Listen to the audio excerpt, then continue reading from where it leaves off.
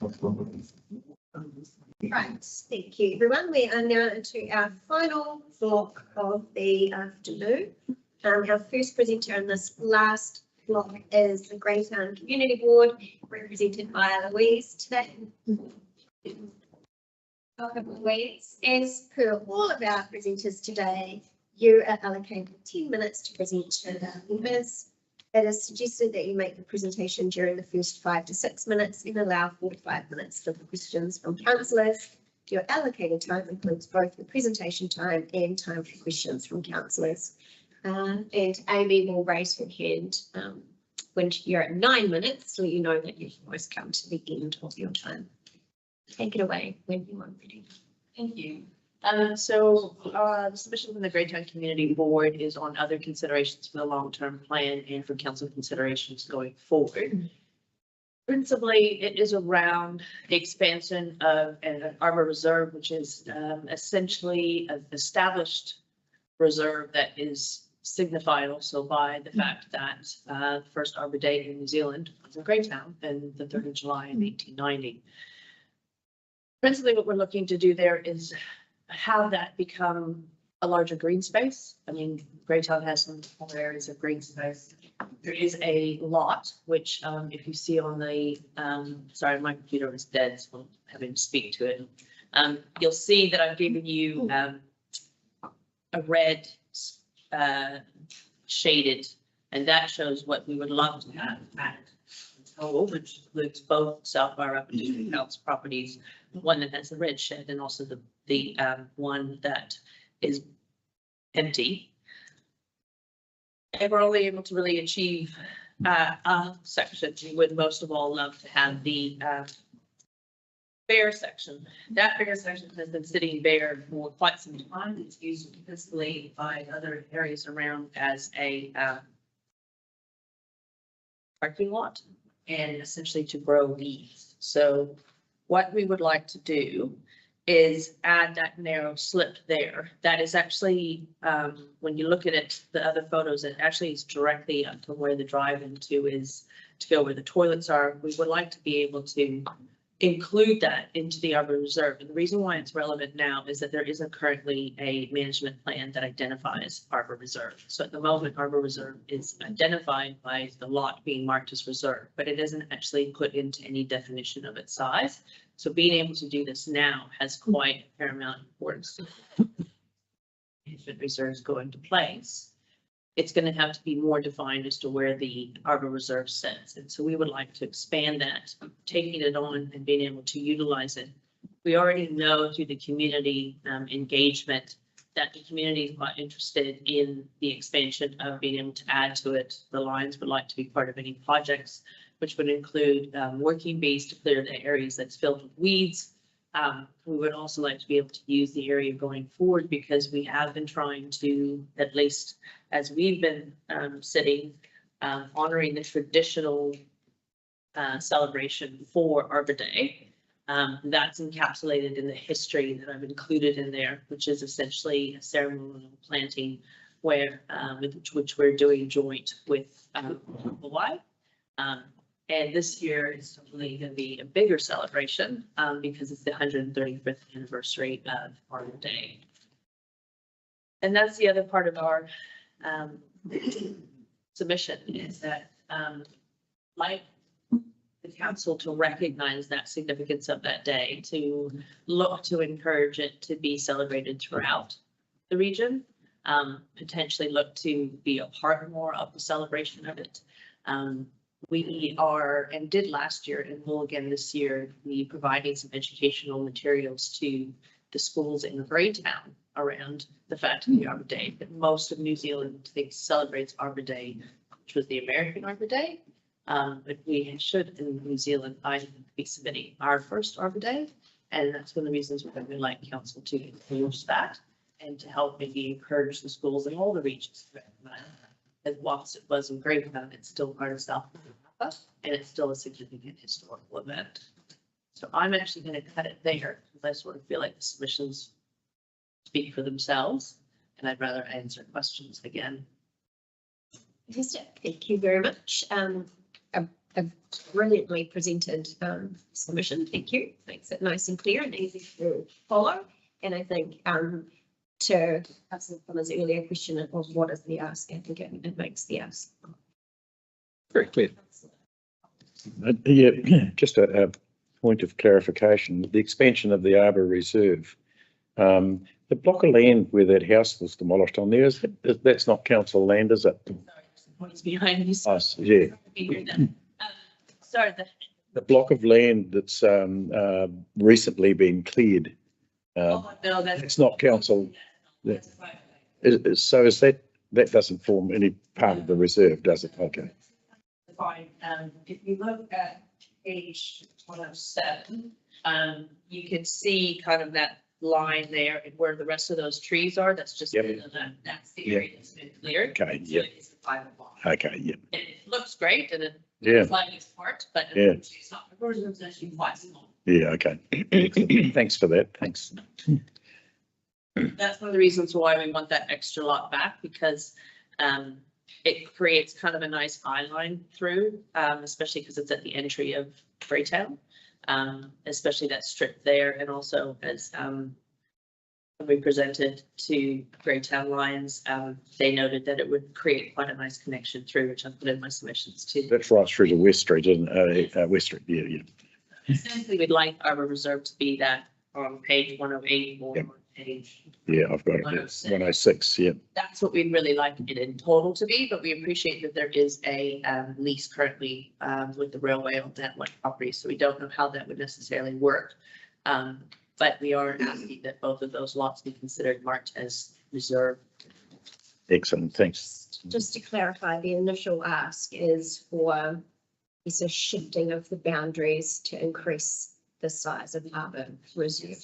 That's the initial ask. And we're not talking about any development or beautification of the entire space. We're not asking for that. We're asking for that to be, we're asking for boundaries to be redefined, and then Greytown Community Board and the community will take care of the beautification. We're actually already, because of the Arbor Day celebration, we are in works at looking to put in irrigation for trees. There's a lot of plans and folks that currently work part of the community board, so that we just are asking you for the land. Any further questions for the Greytown Community Board? Great presentation in terms of the layout. Much a question for Louise. Really good presentation, but more towards Janice. Would that need consultation because we'll be changing the land use or designation? Okay, I'll have to. We know what that land's currently being used for? No. The land is currently there, what it's being used for. Yeah. So one lot is nobody's using it and nothing happens on it other than people parking cars there. That's fine. So it just sits. Yeah. So that one thin strip, nothing. That's one of the reasons why we're saying if we can't have both, at least can we have that? Because this just sits as bare land and no one uses it. The other one is currently leased to the railway because, which is kind of captured there, but when Greytown was established, there was a railway that ran from Woodside down to Greytown and it ended right there. And that's why there's part of a railway there. So this local railway has leased that land from South Wairarapa and they're using it. Not sure what they do with it because I never see any action there, but apparently they are there. That's one of the reasons we were wanting to endorse it, because we did want to recognize the fact that there's a historical element to that we wanted to build on as part of Greytown and Greytown's history. And I guess sort of looking at it map wise, it seems to connect with where the skate park It does. leads on to the railway trail. It creates quite a nice green space. Yeah. And that's part of what we're hoping for. Fantastic. And that brings us to the conclusion of time. So thank you very much. Thank you so much. For being with us. Yeah, thanks for that presentation too. That was good to read. Great pictures. For model to Yeah, me. can I ask that you come and join us, please? Dan, that's your name. So Dan, as per the previous presenters, you are allocated 10 minutes to present to members. It is suggested that you make your presentation during the first 5 or 6 and that you allow the remaining minutes for questions from councillors. Your allocated time includes both presentation time and time for questions from councillors. And Amy will give you a hand signal at 9 minutes. You can start when you're ready. I see you've removed the clock on the wall. Yeah, I noted that. I know. I did note that. Wow. Does that give me extra range? No, it does not. You have 10. Saving. Yes, no, we don't know when it's going to go on, we can't stop. Well, thank you all for the democratic right to speak our mind and hopefully to be heard. Cutting to the guts of everything is the question of fairness. Recently, I had a trailer fixed by Andrew Juggins in Birdwood Street, Featherston, and asked him what rates he was paying and the gross turnover of his business. And he's an admirably blunt, open character. And he said, yes, that his business grosses a little bit over 600,000 on a 700 square metre section. Given that we at Tarwhite farm somewhere between 7,500 and 8,000 stock units, if you take the Baker Ag normative figures, average farmer doing ordinary things, then it appears that on a gross revenue basis, we're paying 10 times the rates that Andrew pays. Naturally, I asked him, do you mind whether I use your figures in a public submission? He said, yes, by all means. And rather extravagantly said, I'm right behind you. Now, that bears thinking about because he has a heavy engineering business and he's very good at large diggers and large bulldozers. So we can certainly say that he has more movements of heavy trucks and vehicles in Birdwood Street than we might ever imagine at Tarwhite Station. So something is seriously wrong with the system. That is an intensive use of land and in his case effective. And I would comment also, it appears that when he retires at the end of the business of the year, then the business will simply close down. So that would lead to the second point that I've been labouring with this council for 5 years. We're entering a serious world depression and quite simply no one has listened to me. But if those of you wish to look back at the submission at that time, I think you'll agree I got it about right. We're approaching the moment where all New Zealand will have to offer in the real world is our primary industries, and yet this present rating system is caning us. It's a question of what's fair. We must remember that fairness is not socialist equality, it's fairness according to circumstance. The law of equity says that you must consider the circumstances of everyone to be fair. And indeed, it is very much established law that the fiduciary principle applies to local councils.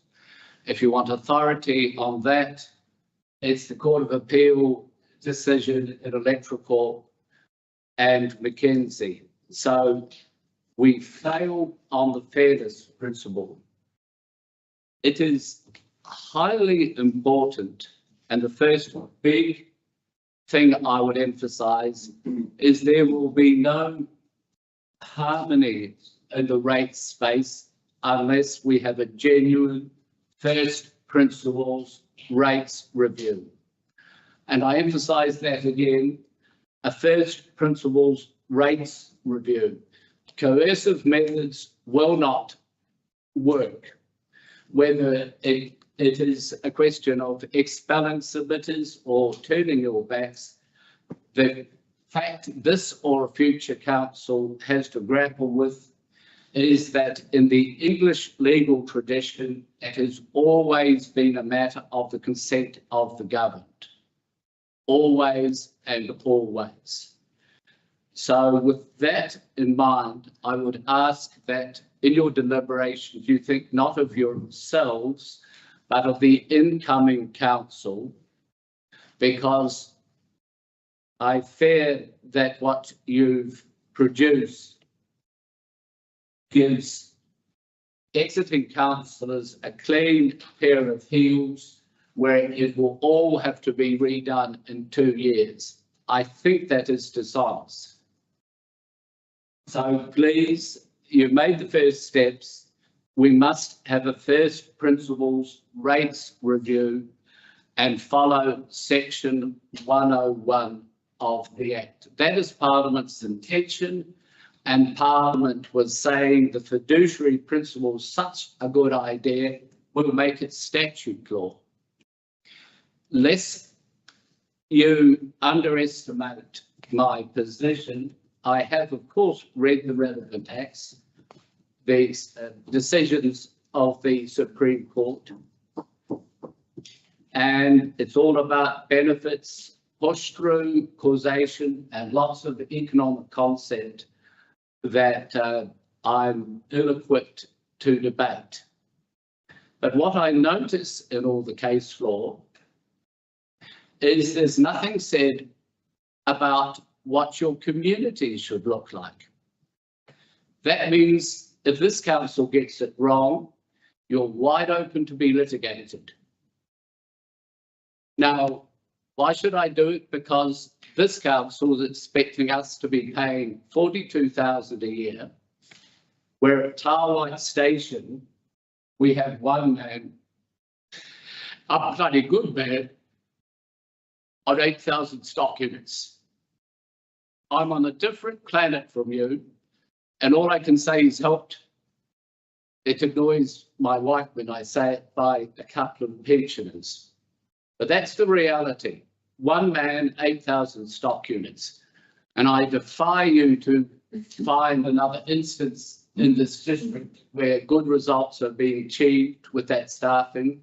But that's where we stand because of an unfair burden of rates and compounded by the banks who had another 1.5% because I contest the rates.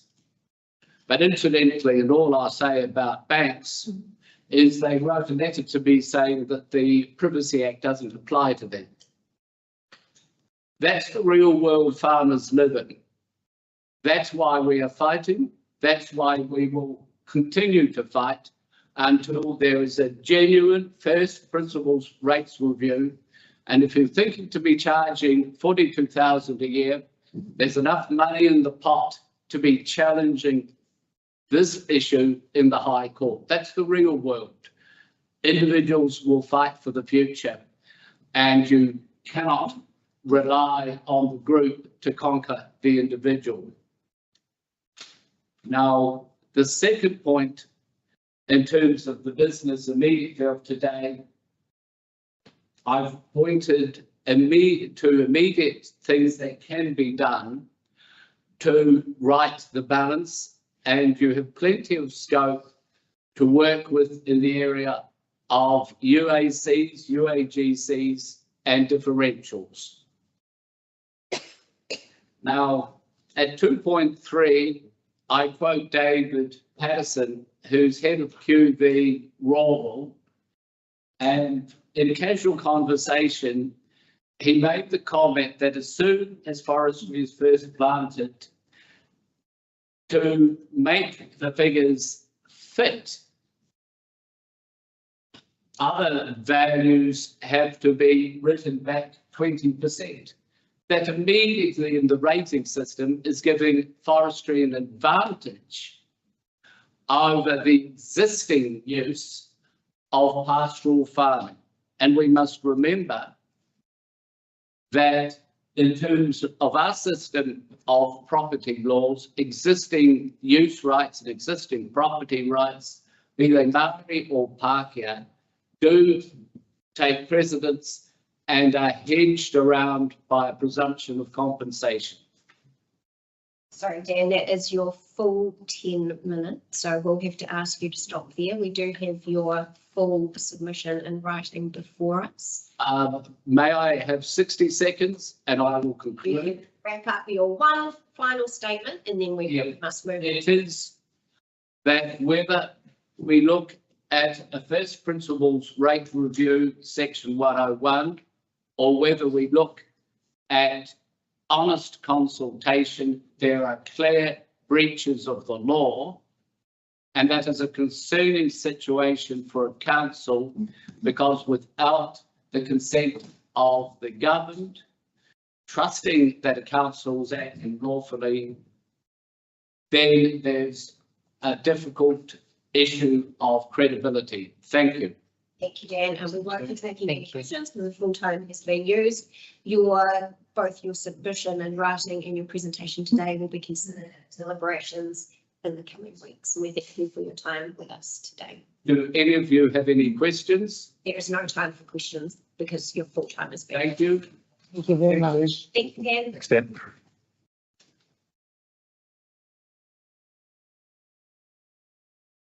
So do we have Dougal with us this afternoon? We will move on to Leah. Leah's submission is page 381 or 122. Hey Leah. Hello, how are we? Good. Thank you. So all the same information applies. We've heard it numerous times as you've been with us for a while. So I'm going to start with you, British. Right, good afternoon, council members and fellow residents. I thank you for the opportunity to speak today. I stand here not just as a ratepayer, but as someone deeply invested in the future of our South Wellington. A future that demands transparency, accountability, and above all, leadership grounded in fairness and common sense. As we navigate this long-term plan together, we must hold tight with a shared vision. One where rural and urban communities and our diverse 3 wards and other community aspects are not seen as separate interests, but as a woven fabric that we need to keep together because we need each other. Where generational voices from young families to older residents are not divided by experiences, but united on purpose. Council leadership must set the tone, and this district stands together, resilient, collaborative, and fair. I'm just going to speak a little bit to my submission. So let me begin with the uniform annual general charge. The proposal to lift this to 28% is logical. It reflects our past norm. But let's be clear, ratepayers deserve to know what is included in this percentage. We need visibility, not just what is charged, but why.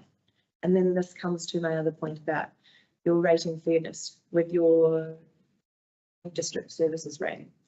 The suggestion that people live closer to town may pay more valid concern, gives us more valid concerns. The cost difference between being 10 kilometres in or out of town is minimal.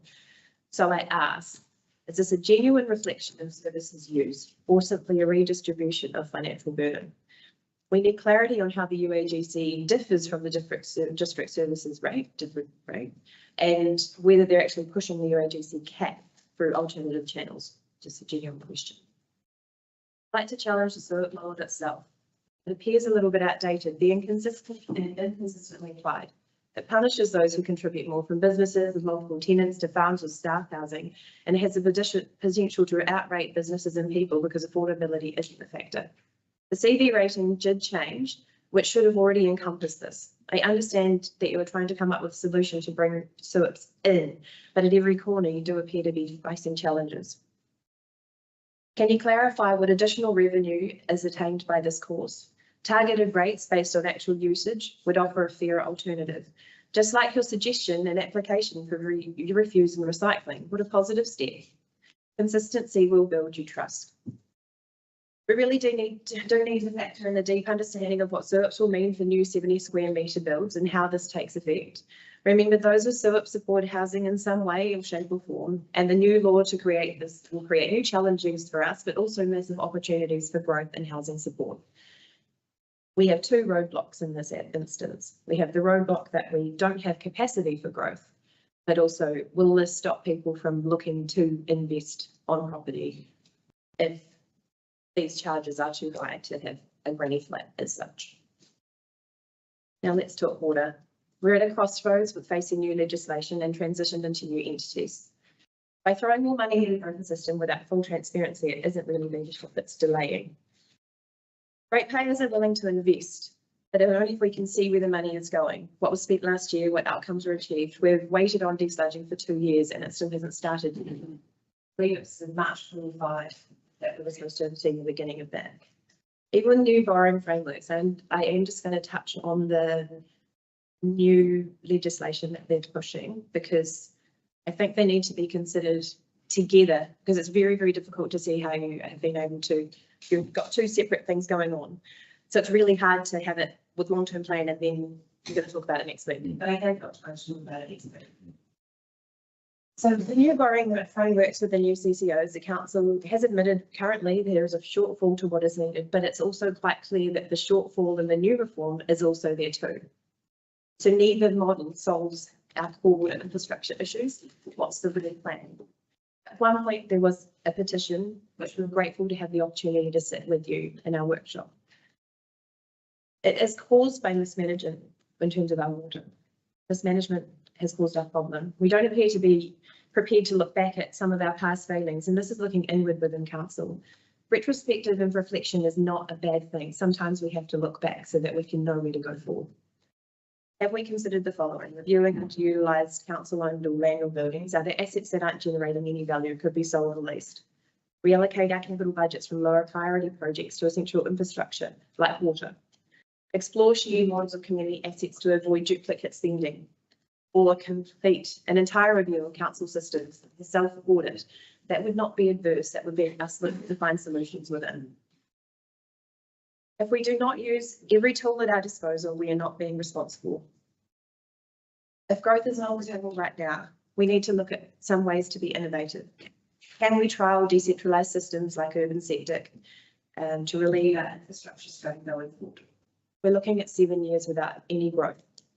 What options do you see that we could, what options do we have now to move in this space? Because, sorry, I need to get my words right. What options do we have now to look at putting in place things like urban septic before we look like we're going into a new reform?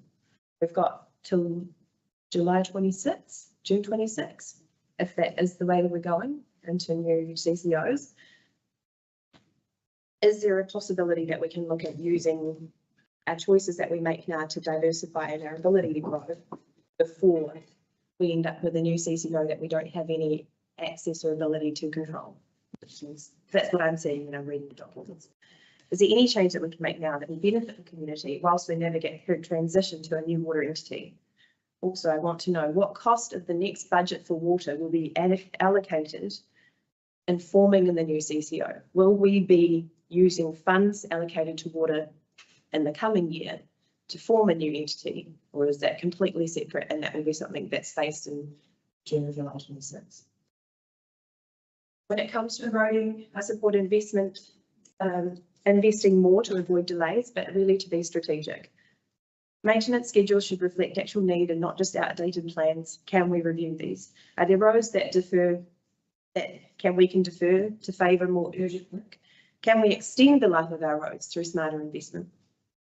Finally, I don't endorse the Audit New Zealand's adverse report. It's not a blemish, it's a call to action. We now have an opportunity to lead through reform to prove to our community that we're not only listening, but we're acting wisely, transparently, and with accountability to our core. This is an opportunity to reimagine what leadership looks like in local government, to build bridges across communities and generations, recognising shared challenges and creating solutions. Let's not allow outdated systems to divide us, rural and urban, old and new, when we can instead harness our diversity and use it as strength. Let us lead in a way that brings people together, listens deeply and acts boldly.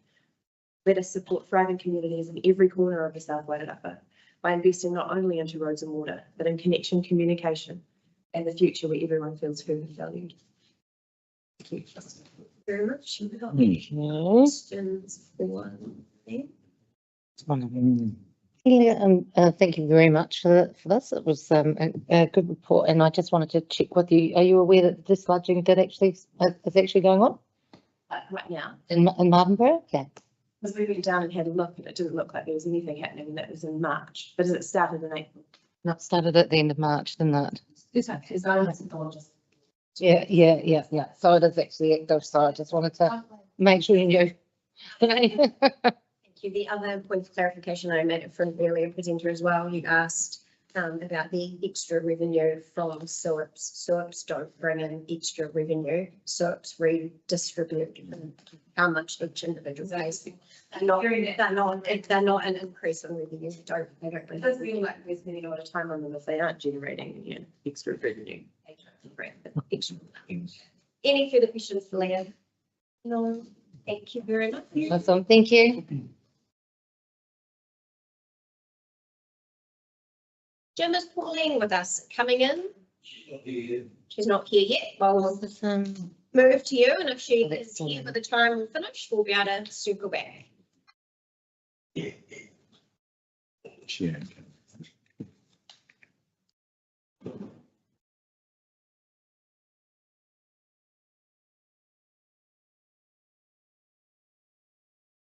Jim is page 46, pack 127. And Jim, like all the presenters who came before you, you have 10 minutes today. You don't realise I'm deaf. You have 10 minutes today, Jim, just like everyone else. Say he was deaf. He did. Oh, okay. I didn't hear what he said, so. You did too. I think it's called selective hearing.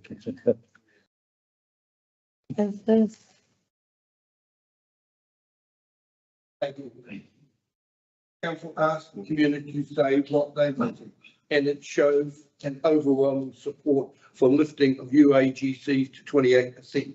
In fact, it was overwhelming support to go to 30%.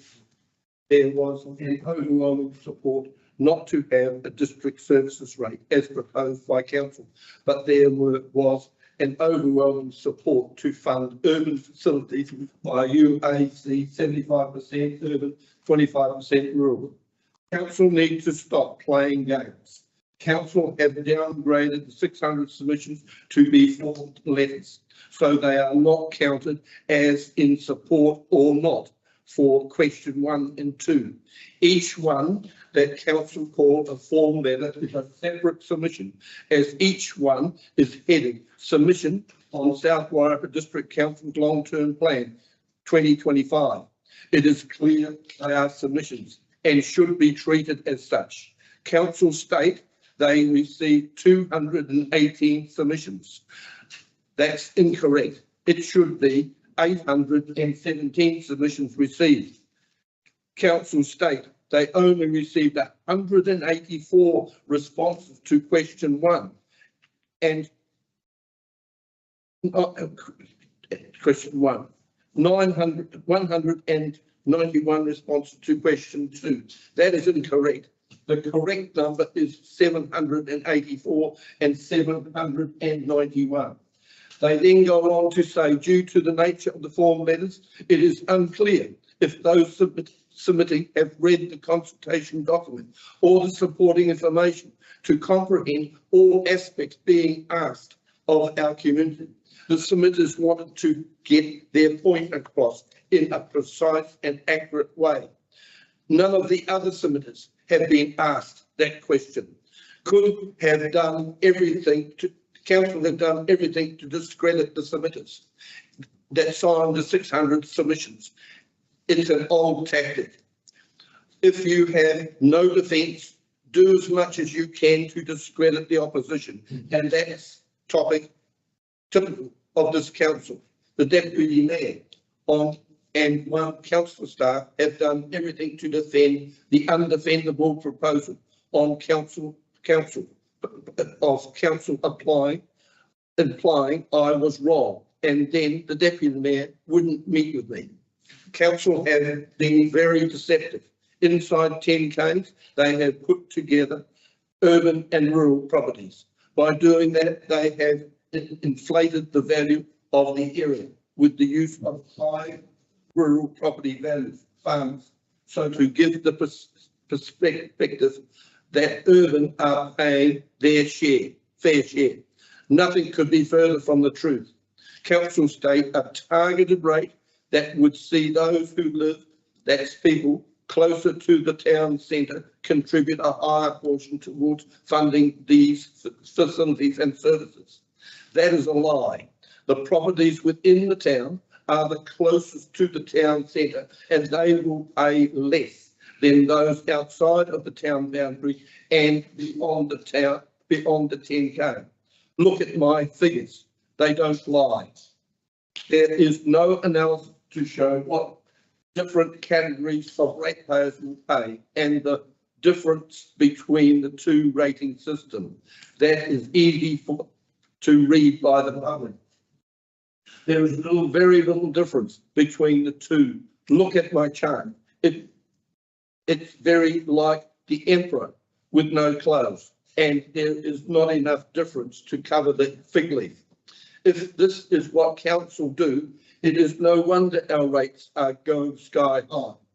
How council fund urban facilities with the district services rate at the present is abuse of council power, perpetuated against the minority farmers to benefit the majority urban, plain and simple. Now urban funding footpaths, 90%, the expenditure has halved. That's what you get when the right ones fund it. Should be reminded that rural pay 65% of urban roads. Libraries and swimming pools are free. 65% rural minority pay the most. So urban, the majority, benefit the most and pay the least. Urban have very small properties. It's hard for them to kick a ball around without it going over the fence and breaking the window of the person next door. Public toilets are a joke. You say it's reasonable for rural to drive to go to the public toilets in town. Planning, look, mostly urban. Spatial plan, Featherston master plan, the urban growth area plan, all to do with how urban live. It's urban's problem. If they want to live on top of each other or upside down, that's up to them, but they should pay. Vineyard cannot have their vines use the town facilities, and the same for the orchards about their trees, as they are part of their capital value.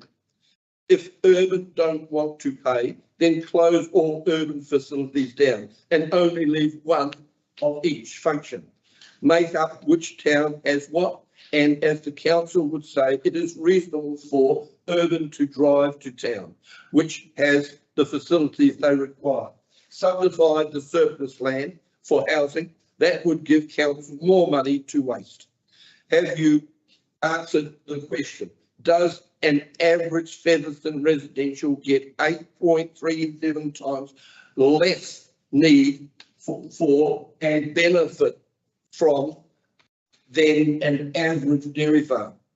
The answer is, of course, no. So why should they pay 8.37 times less? I have been consistent. It's the people, not property, that create the need of council services. And the population split is about 64% urban, 36% rural.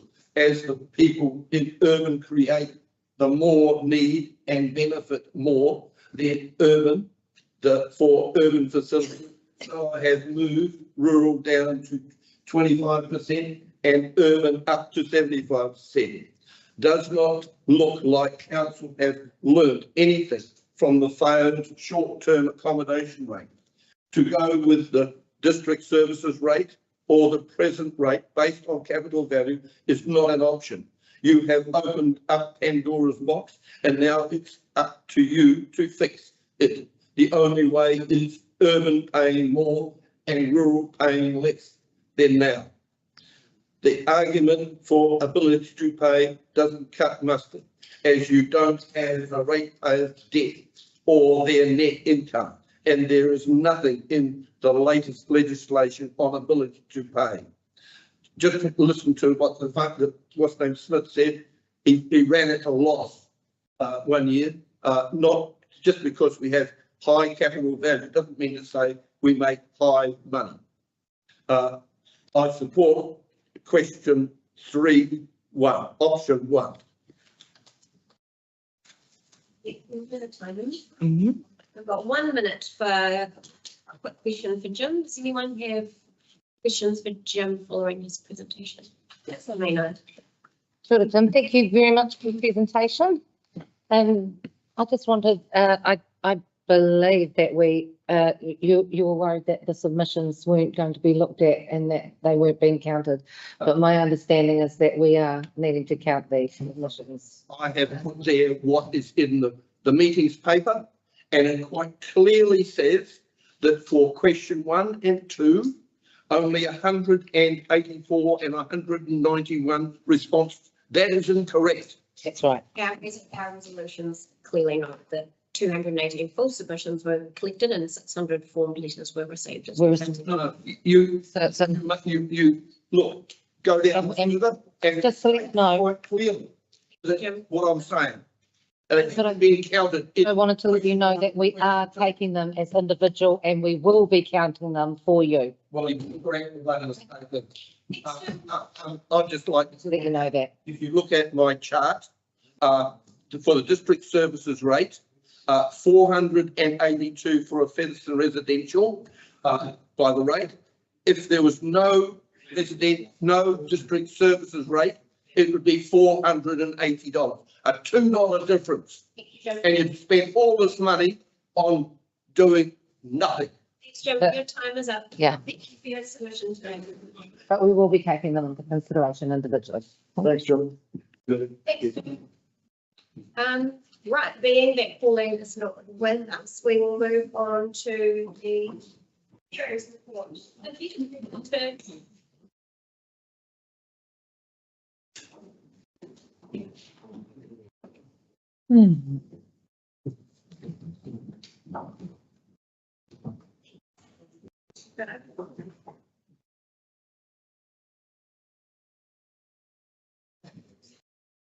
Oh. I heard it. You ready? So I'll take the report as read. The report is, basically the report is to present you with the full list of submissions that were received, which included 3 different types. We had those that submitted online and those also filled out the formal paper submission, and all of those are in appendix 1. And then in appendix 2, we have the email submissions, which came in via email and included the group or the organisation that was representing our views for the long-term plan. And then, of course, we had the formal letters as well. So they're presented in 3 different groups. And it will weighted, just for clarification, all submissions, regardless of the form that they were received in, are weighted equally. Through the chair, in terms of your ability to take account of them, yes. In terms of whether they're counted as responses to individual questions, it's similar to what was raised by several of the submitters today. If they've written their response in the narrative but not ticked the box on the form, we're going to struggle to connect the two things, but they are all available to you to read and be aware of. Yeah. Yeah, Cool. that's fair enough to, yeah. So they're not captured in the stats as such. Not from the directly from the system, no. Yeah. The stats that are collected are purely those that have gone online and firmly out the planning submission so that we have very clear direction from those submitting as to which option they're picking. Very good.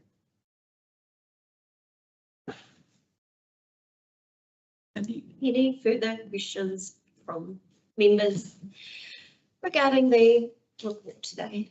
Can I just say that the process, in my view, even though I was away for a couple of weeks, seemed to go really well, and that connectivity with our community shone through in a lot of cases where people felt free to be able to ask questions. It's a bit sad to hear today one or two people, for instance, asking questions of clarity around the question that was asked. And in other words, we made ourselves available right throughout the whole process for them to come and have a chat to us and understand the nature of the question or what we're trying to get at. But sadly, not everybody does that. So that was but other than that, I believe it's actually been, and I've been through a number of these, and I think it's actually been very good exercise. Yeah, Mm. thank you to the staff Absolutely. who have supported us through that consultation period, and thank you to all elected members who have made themselves available for those engagement sessions. Certainly one of the things I noticed this time around was a real ability to engage with and speak with community members who we haven't been able to speak with in previous consultations. So to me, that's a success of this round of engagement, and pleased with it. Cool. That's the main. And hi Nikki. I'd just like to clarify now, my understanding was that that there was going to be some engagement at Kuranui as well, like so that there was going to be an opportunity for people to, or did Kuranui not get, I just want to know because I can't see them on here. So did they not get back to say? It took a while to get back to them. There may have been some conversations, but we Yeah, I know that Alex was quite proactive in talking about what would be quite engaging for the students who are getting old enough to be able to vote, and they'll be able to get them, which is, when she was talking, it was all stuff that none of us had thought of because we're not in that space, and she's so clued on and just with it. And I just so I kind of thought that, but I knew that there was still a little bit more to go to get that connection. So I'm sad to not see them on there. Yeah.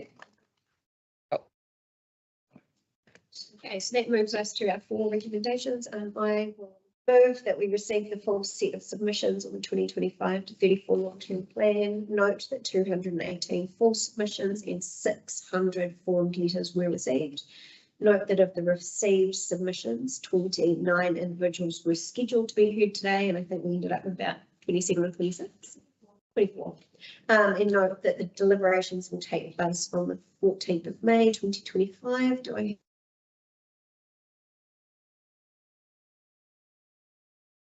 all those against? No. Motion is carried. And that brings us to our closing karakia. So if you all stand and join me. Yes. For those who can't caregiving, we've got another meeting in an hour. Are we able to run that meeting? You can run them through concurrently, can't you, on the same karakia without closing and reopening? I think if we're going to close this off. Yeah. I think we can, but Yeah. because it'll be such a big one. Stretch our legs, so. Yeah. Kua mutu. Ka mātou mati mō tēnei wā, mana ki tia mai mātou katoa, o mātou hoa, o mātou whānau, ai o ki te aorangi. Thank you. We'll just continue to close, and you just said. Thank you, Violet. How can we shut that time down because What's that? It's a public. there is. So I think